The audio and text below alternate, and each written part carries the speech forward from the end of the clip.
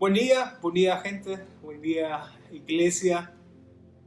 Es un gusto otra vez compartir con ustedes de este medio y saber que Dios sigue estando con nosotros y saber que Dios sigue obrando en nuestras vidas. Así que queremos darle la bienvenida a todos a este nuevo día, a este nuevo culto que queremos elevar a Dios. Así que te invitamos a que puedas prepararte, a que puedas apartar este tiempo ahora para dedicarle a Dios. Si había algo que estabas planeando, te invito a que lo puedas dejar un ratito por un lado y que te enfoques en este tiempo en adorarle a Dios, en presentarte a Dios y una vez más preguntarle a Dios qué tiene preparado para ti en esta mañana. Así que te invitamos a que puedas unirte en oración con nosotros y después de eso que podamos alabarles con algunas músicas. Padre, en el nombre de Jesús, gracias una vez más que podemos estar acá en este tiempo. A pesar de las circunstancias, podemos seguir compartiendo de tu palabra, Señor, y reuniéndonos capaz en espíritu para poder alabarte y glorificarte en todo tiempo.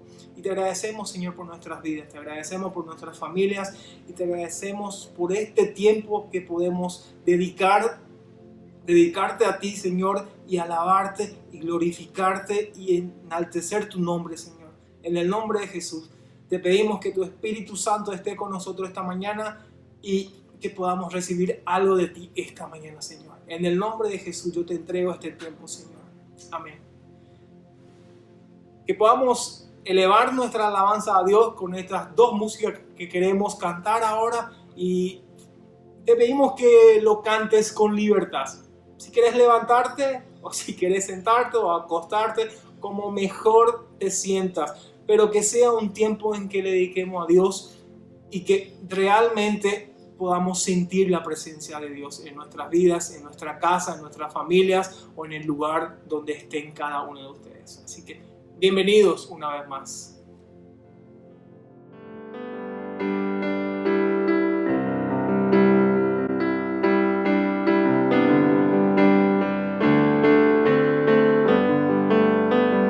Señor mi Dios, al contemplar los cielos, el firmamento y las estrellas al oír tu voz en los potentes truenos y ver brillar el sol en su cenit, mi corazón entona la canción. Cuán grande es Él, cuán grande es Él. Mi corazón entona la canción. Cuán grande es Él, cuán grande es Él.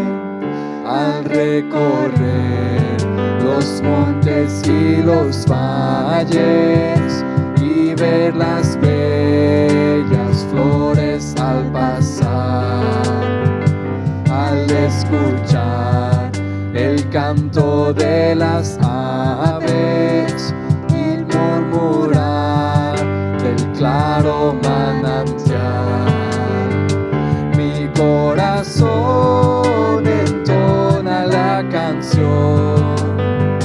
Cuán grande es Él, cuán grande es Él. Mi corazón entona la canción. Cuán grande es Él, cuán grande es Él. Cuando recuerdo del amor divino que desde el cielo el Salvador envió, aquel Jesús que por salvarme vino y en una cruz sufrió y por mí murió. Mi corazón entona la canción. Cuán grande es Él, cuán grande es Él. Mi corazón entona la la canción. Cuán grande es Él, cuán grande es Él. Cuando el Señor me llame a su presencia, al dulce hogar, al cielo de esplendor, le adoraré cantando la grandeza de su poder y su infinito amor. Mi corazón entona la canción. Cuán grande es Él, cuán grande es Él. Mi corazón entona la canción. Cuán grande es Él, cuán grande es Él. Cuán grande es Él, cuán grande es Él.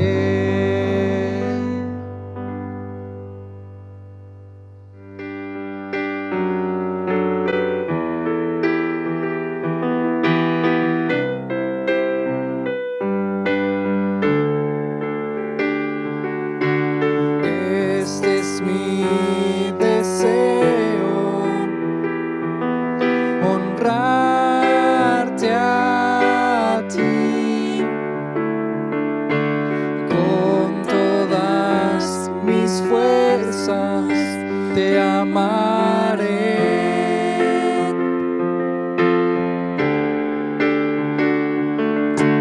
Hay una pasión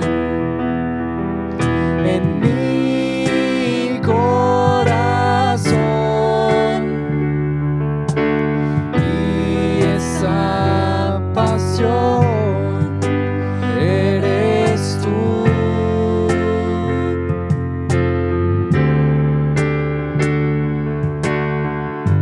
Hoy te rindo mi ser, te doy mi corazón.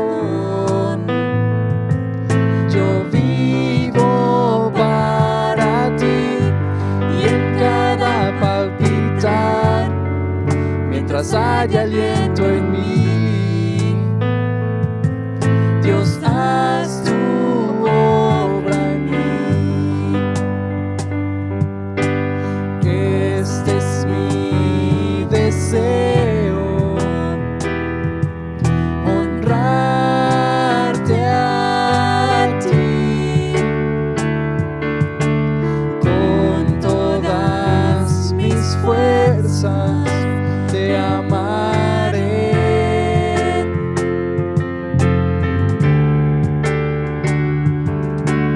Hay una pasión en mi corazón, y esa pasión eres tú.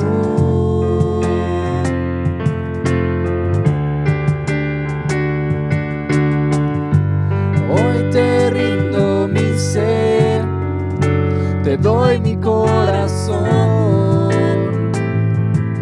Yo vivo para ti y en cada palpitar, mientras haya aliento en mí,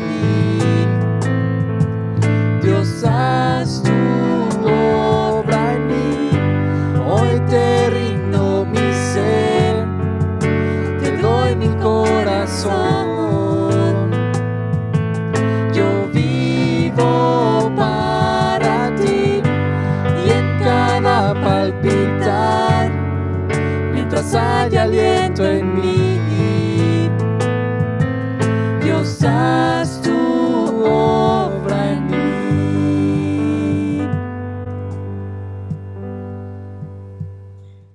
Qué gusto poder cantarle a Dios, ¿sí? ¿Están de acuerdo conmigo hoy? Tomar este tiempo, tener este tiempo, este privilegio de poder cantarle a Dios. Así que yo estoy muy feliz, estoy muy contento y espero que ustedes también estén felices por tener este tiempo. Y como todos capaz recibieron la invitación o el título de la prédica de este domingo, queremos hablar sobre el pecado hoy, ¿sí? Capaz más de uno se habrán preguntado, ¿y qué es lo que podemos aprender más del pecado? Pero estoy casi seguro de que Dios tiene algo nuevo para enseñarte. Si en algún momento pensaste que ya lo sabías todo sobre el pecado, o si peor aún, si pensaste que estás fuera del pecado, entonces quiero decirte que hay un pequeño problema ahí. Porque capaz uno de los peores errores del ser humano, de la humanidad, es pensar que no está en pecado o que no está pecando o que es libre del pecado. Así que queremos tomar este tiempo para tocar este tema una vez más. Y si se dan cuenta, mi vestimenta hoy en la mañana es un poco simbólico, porque siempre relacionamos el pecado con lo oscuro, con la oscuridad, con lo negro, o lo relacionamos de la cual Dios en algún momento nos sacó de lo más profundo de nuestro ser, de nuestra equivocación o de las malas decisiones que tomamos en el pasado. Por eso no se preocupen que no estamos nada de luto, ¿sí? A lo simbólico. Y como ya le había mencionado, sobre ese tema queremos reflexionar hoy y quiero compartirles un pedazo de la palabra de Dios que habla un poco del pecado, de las consecuencias que trae el pecado en la vida del ser humano. Solo habla de las consecuencias, no precisamente del pecado. Eso ya lo vamos a escuchar enseguida. Pero quiero compartirles este versículo que creo que es muy conocido. La mayoría de nosotros lo conocemos y en algún momento lo hemos compartido con otros, pero quiero que abran conmigo en el libro de Romanos, capítulo 3, versículo 23, que dice así. Esta es una versión nueva versión internacional, así que no se preocupen si varía un poco con la versión que ustedes tienen, pero el mensaje es lo mismo. Y dice así: pues todos han pecado y están privados de la gloria de Dios. La Biblia habla de que ningún ser humano puede librarse de esto. Todos hemos pecado de alguna forma, a veces conscientemente y a veces inconscientemente, pero la Biblia afirma de que todos hemos pecado y estamos privados de la gloria de Dios. Estamos privados de estar en la presencia de Dios. Y con este versículo yo quiero dejarles y darle tiempo ahora a nuestro hermano Tomás, que nos va a traer la prédica, y que realmente pidamos a Dios que abra nuestro entendimiento, que estemos predispuestos a escuchar y a aprender algo nuevo hoy. Que el Espíritu Santo de Dios pueda revelarnos algo nuevo hoy. Así que damos espacio ahora a nuestro hermano Tomás, que nos va a traer la palabra. Buenos días, hermanos y hermanas. Un gusto poder compartir con ustedes el mensaje de hoy. Espero que estés bien y que tengas tu Biblia a la mano para acompañarme en algunas lecturas que vamos a estar haciendo hoy, ya que vamos a estar hablando de un tema muy controversial. El tema del que quiero hablar hoy en la reflexión es el pecado y sus consecuencias. ¿Por qué digo que es un tema muy controversial? El pecado es estar lejos de Dios y hacer lo que no le agrada, ¿verdad? ¿O no es tan simple? Estamos en pleno siglo XXI y la moral es menos constante que el tiempo. Yo sé que el clima que rige cuando estoy en mi casa es el mismo que tiene mi vecino. No así, sin embargo, la moral. ¿Quién define lo que es el pecado y lo que no lo es? ¿Es mi pastor? Si es así, ¿no debería ser un hombre perfecto que sepa discernir entre el bien y el mal en todo tiempo y poder decidirse siempre por el bien? ¿O es la Biblia? De ser así, ¿según qué traducción? ¿Debo leer la Reina Valera o la Nueva Versión Internacional? ¿Dónde hallo la verdad última para determinar lo que es el bien y lo que es el mal, lo que es pecado y lo que no lo es? Vemos de entrada que el tema del pecado nos lleva a una sala llena de incógnitas, de preguntas con múltiples respuestas. la pregunta que debemos hacernos es, ¿quién es la autoridad que define lo que es pecado y lo que no lo es? ¿Es la iglesia? ¿Es la cultura? ¿Quién determina mi concepto del pecado? Al hablar del pecado estamos obligados a definir nuestro concepto de Dios, porque si hablo de pecado, debo saber que el pecado lleva a sus consecuencias. ¿Cuáles son esas consecuencias y qué tan grave es realmente el pecado? El concepto de Dios que rige en el mundo evangélico actualmente es muchas veces muy influenciado por el humanismo. Tenemos la imagen de un Dios todo amor, cuya función se limita a perdonar. Solemos pensar en el Espíritu Santo más como un consolador y menos en alguien que nos corrige, alguien que nos guía. El arrepentimiento mayormente se limita a pedir perdón, pero no va más allá, no vamos a aprender a aborrecer el mal. Quiero repasar con ustedes hoy algunos pasajes de la Escritura para identificar lo grave que es el pecado y cuáles son sus consecuencias. Pero antes de entrar en la temática de hoy, me gustaría que nos tomemos el tiempo para orar y predisponer nuestro corazón a lo que Dios nos quiere decir el día de hoy. Oremos. Señor, te damos gracias. Te damos gracias por este día, Señor. Te damos gracias por la posibilidad de estar conectados, por estar, Señor, juntos, aunque sea de una manera virtual. Señor, queremos predisponer nuestro corazón el día de hoy. Queremos aprender de ti, de tu palabra, de tu ejemplo. Señor, enséñanos, Señor, sobre el pecado. Abre nuestros corazones para que podamos escuchar y entender la voz de tu Espíritu que está ahí para guiarnos, para corregirnos, Señor, para levantarnos. Señor, bendice este culto, bendice el mensaje, Señor, y acompáñanos, Señor. Eso pedimos en el nombre de Jesús. Amén.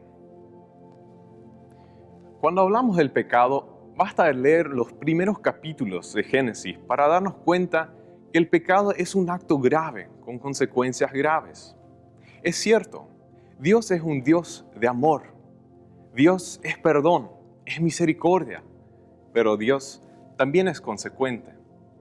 Génesis capítulo 3 nos habla del primer pecado cometido por el ser humano. Quiero leer con ustedes los primeros 6 versículos de Génesis capítulo 3.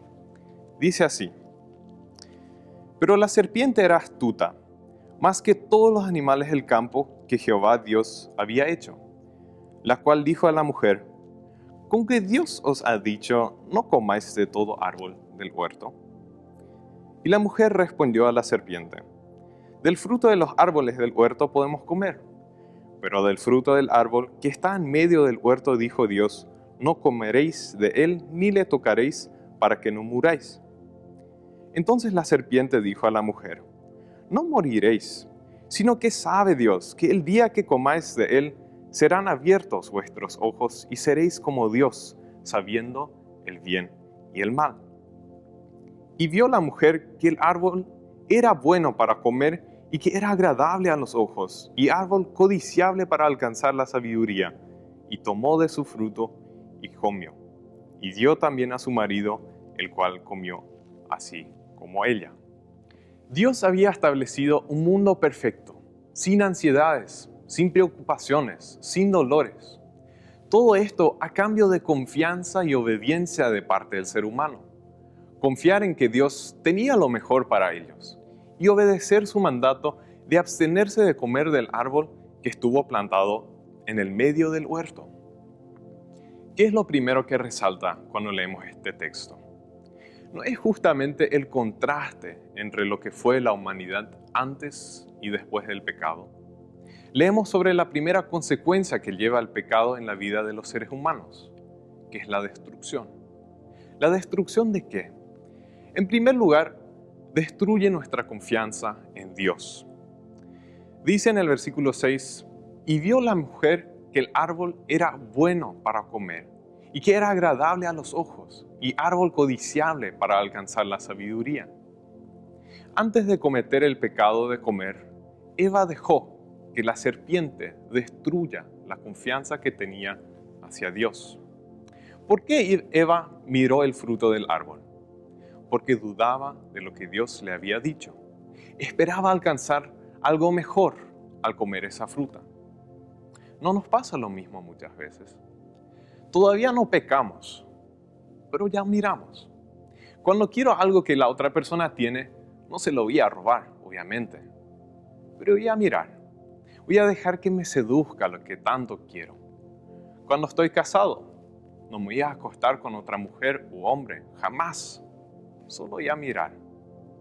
Y saben ustedes, es allí donde empieza el pecado, porque dejamos que destruya en nosotros los valores que tenemos, porque permitimos que nos seduzca, permitimos que diga, Dios no quiere lo mejor para vos, tal como fue en el caso de Eva.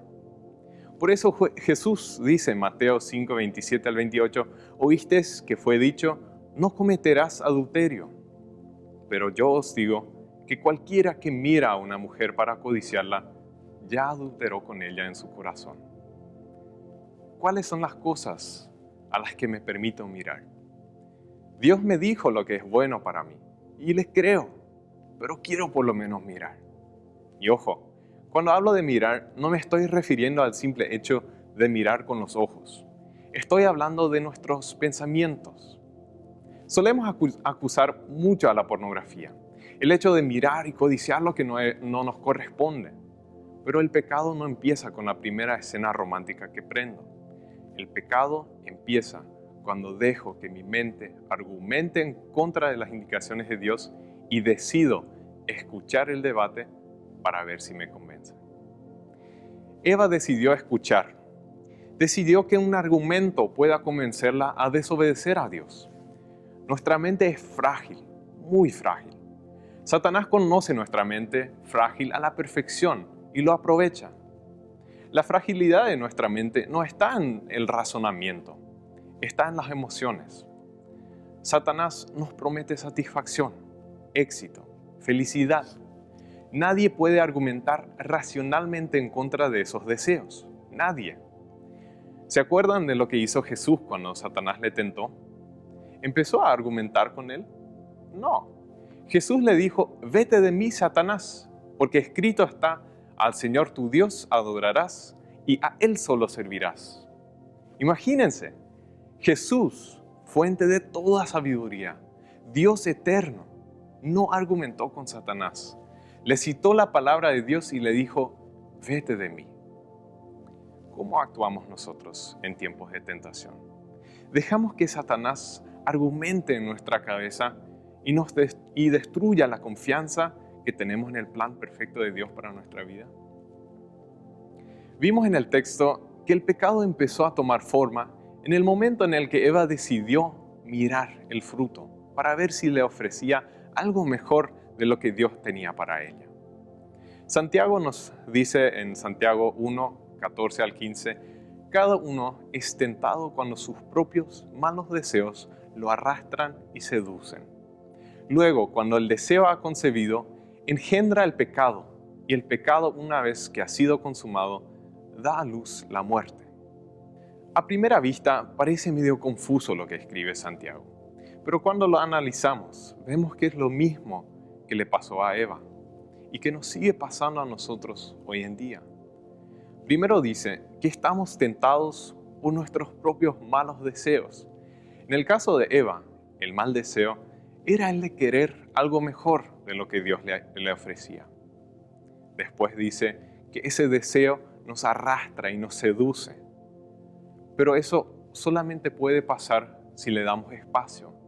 No me puede seducir algo a lo que no estoy mirando. Después dice Santiago, el deseo se une con la tentación que le seduce y engendra el pecado. Y el pecado consumado da a luz la muerte. Es por ello que el apóstol Pablo nos exhorta en Efesios 4, 27, no deis espacio, no deis lugar al diablo. El pasaje de Génesis también nos revela otra consecuencia del pecado. Cuando Eva comió del fruto prohibido, ella supo lo que había hecho y supo que había hecho algo terrible. ¿Qué hacemos los seres humanos cuando cometemos algo que sabemos que no estuvo bien? Nos llenamos de culpa, sentimos mucha vergüenza, nos sentimos sucios. Muchas veces lo primero que hacemos es o esconder el pecado o hacer que otro cometa el mismo pecado que nosotros. Así ya no nos sentimos tan culpables, pues otro lo hizo también. Y en nuestra mente decimos, pero si todo el mundo lo hace. Y bueno, en el caso de Eva, fue probablemente la única vez que ese dicho realmente era verídico, ¿no es cierto? Pues cuando Adán también pecó, comiendo del fruto, literalmente todo el mundo había comido del fruto. Pero en nuestro caso muchas veces no es así. Leemos en el versículo 6 del tercer capítulo de Génesis que Eva le dio de comer a Adán. Y dice en el versículo 7 a 8. Entonces fueron abiertos los ojos de ambos y conocieron que estaban desnudos. Entonces cosieron hojas de higuera y se hicieron delantales. Y oyeron la voz de Jehová Dios que se paseaba en el huerto al aire del día. Y el hombre y su mujer se escondieron de la presencia de Jehová Dios entre los árboles del huerto. Adán y Eva tomaron hojas de higueras para taparse y luego se escondieron de Dios. ¿No nos parece familiar? No quiero sistematizar demasiado la narrativa bíblica, pero creo que no somos tampoco tan diferentes a lo que Adán y Eva fueron. Primero buscamos esconder la evidencia de nuestro pecado ante los seres humanos. Tapamos nuestro pecado con hojas de higuera y luego nos escondemos de Dios. Podemos pensar también en David y la historia que tan bien conocemos, cuando él provoca la muerte de un hombre de su propio ejército para que no salga a luz su propio pecado. Con todas las estrategias, no logró que Urías se acostara con su mujer y no le quedó de otra que enviarle al frente de la batalla y dar órdenes a los oficiales del ejército para que lo abandonen cuando el enemigo esté por encima de Urías para que éste muera. ¿Qué pasó con el gran rey, del hombre conforme al corazón de Dios? Quizás no necesitemos mirar muy lejos. Basta conocer a nosotros mismos para saber lo que pasó con David. Cuando nosotros pecamos, lo primero que buscamos es esconder el pecado delante de los hombres. Sentimos mucha culpa cuando sabemos que nadie sabe de nuestro pecado. ¿Cuándo fue que David reconoció y lamentó su pecado? Cuando el profeta Natán le confrontó con el pecado. En el momento en el que se dio cuenta que no había podido esconder su maldad. O en nuestras iglesias. Para dar un ejemplo nada más. ¿Cuándo vienen las parejas al pastor para confesar que tuvieron relaciones sexuales fuera del matrimonio? Cuando la chica se embarazó. Ninguna pareja se va para confesar cuando no haya embarazo de por medio. ¿Por qué no? Porque lastimosamente nuestro sentido, nuestro concepto de culpa, muchas veces depende de lo expuesto que está nuestro pecado ante los seres humanos. Con eso no quiero decir tampoco que debemos confesar públicamente cada vez que pecamos.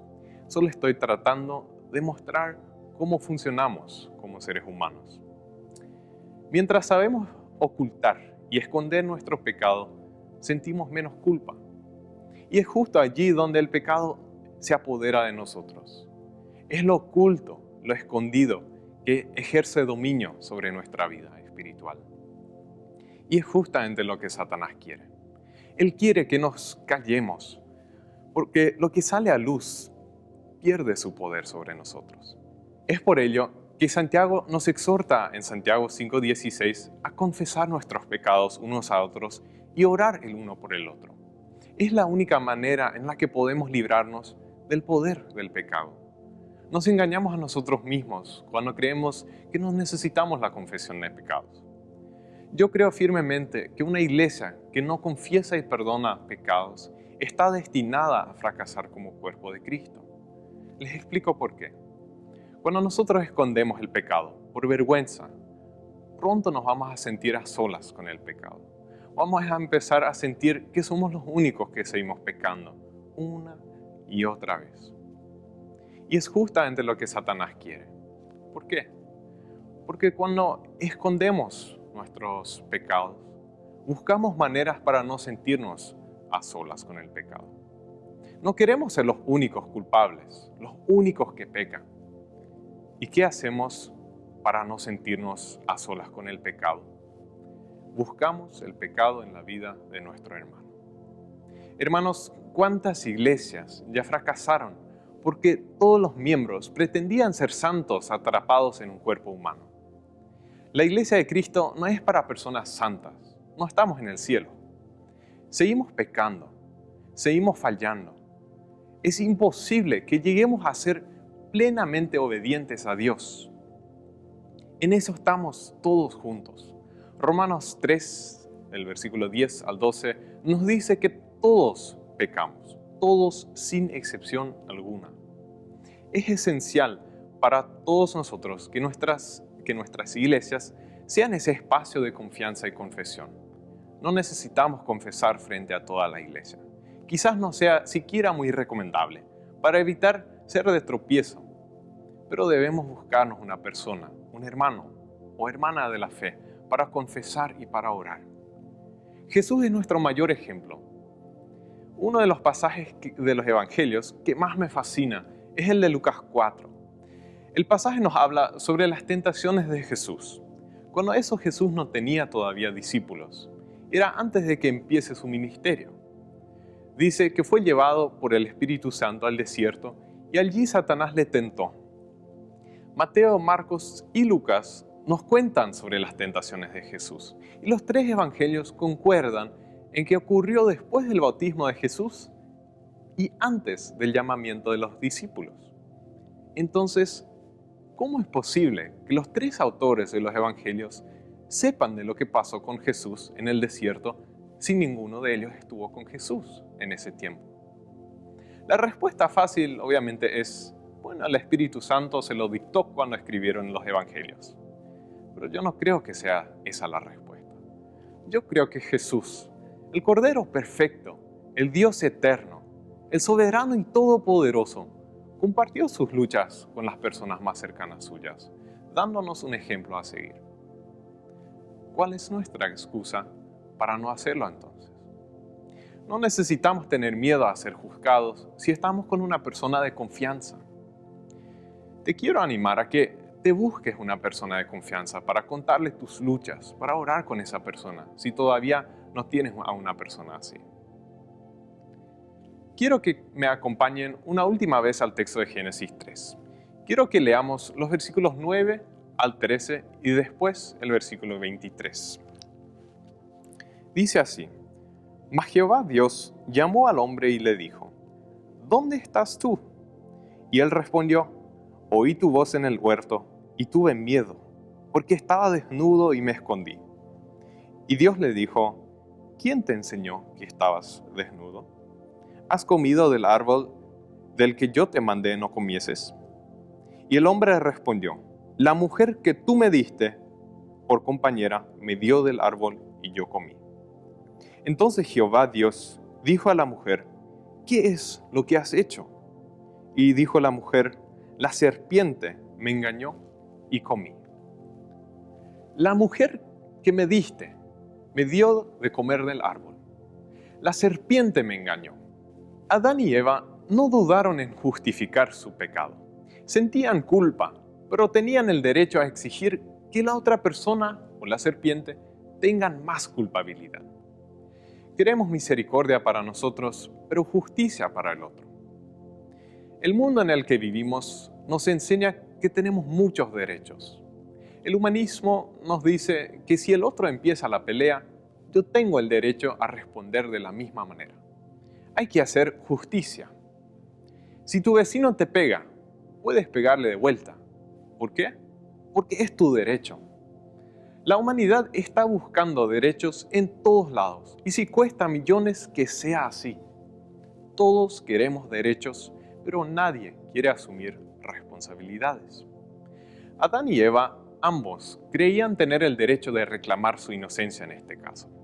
Adán culpó no solamente a su mujer, sino también a Dios, porque fue la mujer que le dio del fruto del árbol prohibido, pero fue Dios quien le dio la mujer. Eva culpó a la serpiente. Ambos exteriorizaban la culpa. ¿Y nosotros? Caí en pecado, decimos, ¿verdad? Satanás me hizo pecar. ¿No son las mismas excusas de Adán y Eva? Hermanos, necesitamos reconocer nuestro pecado. Reconocer no tiene nada que ver con justificarlo. Hay una gran diferencia entre caí en pecado y pequé. Quiero terminar con eso. Sin importar la excusa que pusieron Adán y Eva, a ambos le tocó vivir la misma consecuencia. Leemos en los versículos 23 al 24 del capítulo 3 de Génesis. Y lo sacó Jehová del huerto de Edén, para que labrase la tierra de que fue tomado. Echó pues fuera al hombre y puso al oriente del huerto de Edén querubines y una espada encendida que se revolvía por todos lados para guardar el camino al árbol de la vida. Adán y Eva fueron expulsados del huerto de Edén. Ya no podían disfrutar de la presencia íntima con Dios. A partir de allí todo cambiaría. Hermanos, es el mismo castigo para nosotros. La misma consecuencia que le tocó vivir a Adán y Eva, nos tocará vivir si no reconocemos nuestro pecado y nos arrepentimos. No nos ayudará para nada a justificar nuestro pecado. Podemos poner las excusas que queramos. El juicio es para todo aquel que no se arrepiente. Dice en 1 Corintios 6, 9 al 10, que el que practica el pecado conscientemente y no se arrepienta, no heredará el reino de Dios. Entonces, ¿cuál es nuestra esperanza? Sabemos que Cristo murió por nosotros, llevó nuestro pecado y cubre multitud de pecados, como dice Hebreos 9, versículo 28. Pero no nos servirá su sacrificio si no nos arrepentimos, hermanos. El arrepentimiento de nuestros pecados tiene que ver con mucho más que con el simple hecho de pedir perdón. El arrepentimiento comienza con el reconocimiento de nuestra falla. No seamos como Adán y Eva, que culparon al otro o a Satanás. No nos engañemos a nosotros mismos pensando que caímos en el pecado. Cada pecado que cometemos es un acto de rebelión contra Dios y es un acto consciente. Debemos reconocer nuestra culpabilidad. El arrepentimiento debe llevarnos nuevamente cerca de Dios. No necesitamos escondernos de Dios como lo hicieron Adán y Eva. Necesitamos buscar la presencia de Dios. Necesitamos anhelarla. Lastimosamente, solemos confundir muchas veces la voz del Espíritu Santo con la voz de Satanás. Y decimos, el Espíritu Santo me llena de vergüenza por lo que hice. El Espíritu Santo me hace sentirme mal por lo que hice. Hermanos, el Espíritu Santo es el consolador, no es el acusador. El que nos hace sentirnos sucios e indignos es Satanás. Él quiere que sintamos que no tenemos dignidad. Él quiere que pensemos que Dios ya no nos va a perdonar. Pero el Espíritu Santo siempre nos invita. Claro que el Espíritu Santo nos revela nuestros pecados también, pero nunca con la voz de un acusador que nos dice, esta vez Dios ya no te va a perdonar. El camino al Padre siempre está abierto. ¿Se acuerdan de la parábola del hijo pródigo? ¿Cómo el padre esperaba a su hijo?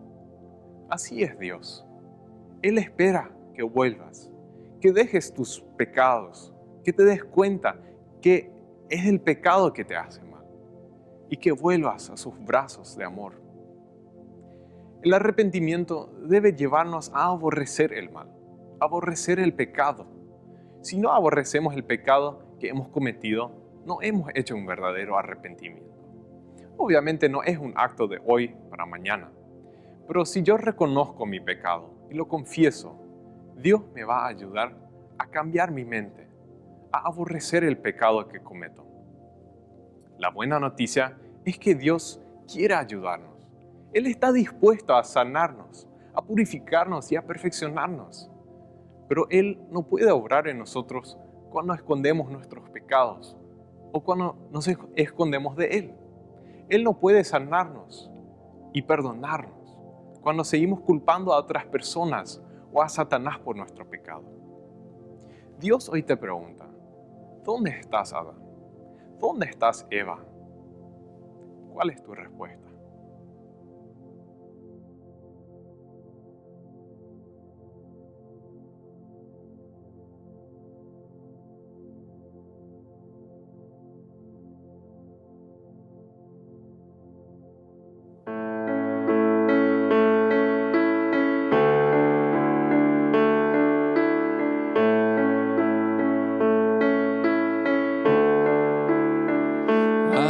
tus pies, arde mi corazón.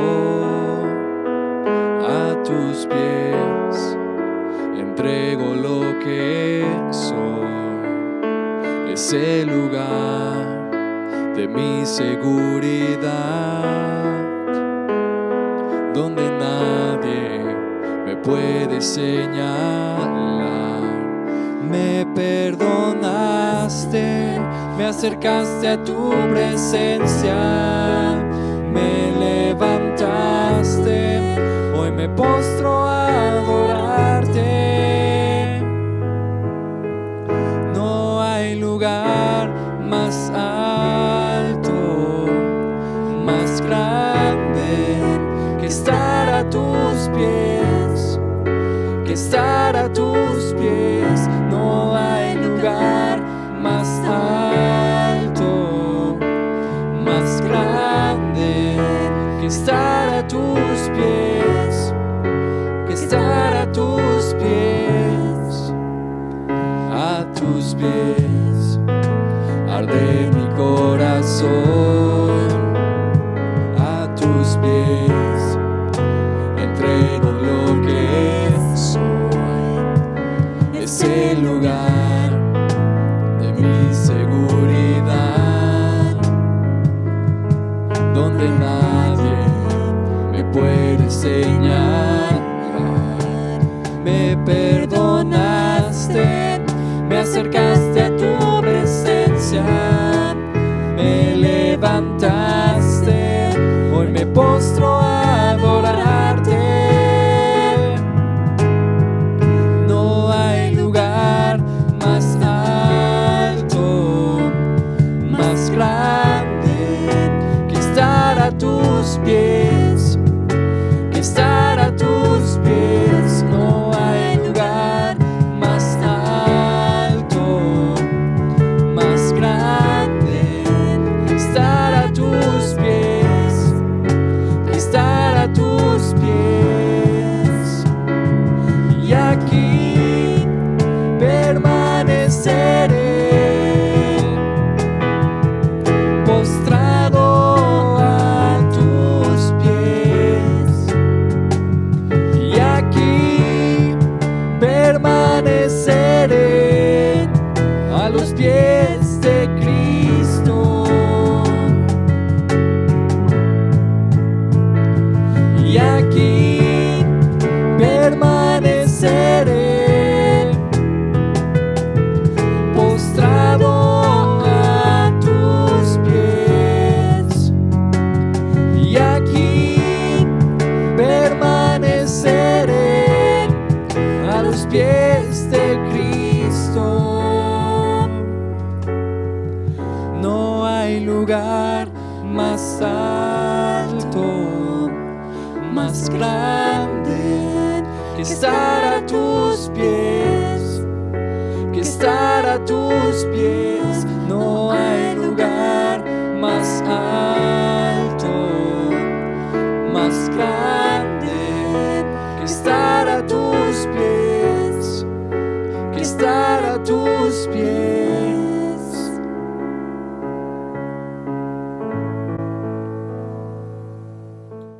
Gracias, hermano Tomás, por habernos traído esta palabra hoy. Y estamos terminando el culto de esta mañana y no queremos irnos antes de recordarles o de invitarles a que puedan aplicar lo que hemos aprendido esta mañana en sus vidas, que puedan llevarlo a la práctica y no olvidar que hay un Dios que nos ama a pesar de todo, a pesar de todas nuestras equivocaciones, y que lo podemos vivir todos, lo podemos experimentar, porque hace más de 2000 años el Señor Jesucristo llevó todos nuestros pecados en la cruz. Él lo cargó todo por nosotros. Así que le deseamos que tengan un buen resto de jornada y que no se olviden de darle ese espacio a Dios, de darle ese espacio a Jesús, a que Él pueda tomar todos esos pecados por nosotros y que nosotros podamos acercarnos a Él, acercarnos con todas nuestras cargas y con toda confianza entregarle a Jesús. Porque eso es la invitación que Él nos da todos los días. Que podamos acercarnos a Él, que podamos venir y postrarnos ante Él y que Él es fiel y bueno y perdona todos nuestros pecados si es que nosotros le pedimos, si es que nosotros decidimos o queremos cambiar nuestras vidas, nuestra forma de vivir, nuestra forma de pensar. Así que con esta invitación queremos desearles muchísimas bendiciones, mucha fuerza todavía en este tiempo y ojalá muy pronto podamos estar todos juntos otra vez en el templo, en la iglesia, y que podamos estrecharnos las manos una vez más y convivir en ese calor de hermanos, de congregación, de familia. Así que tengan un muy buen día y muy buen inicio de semana.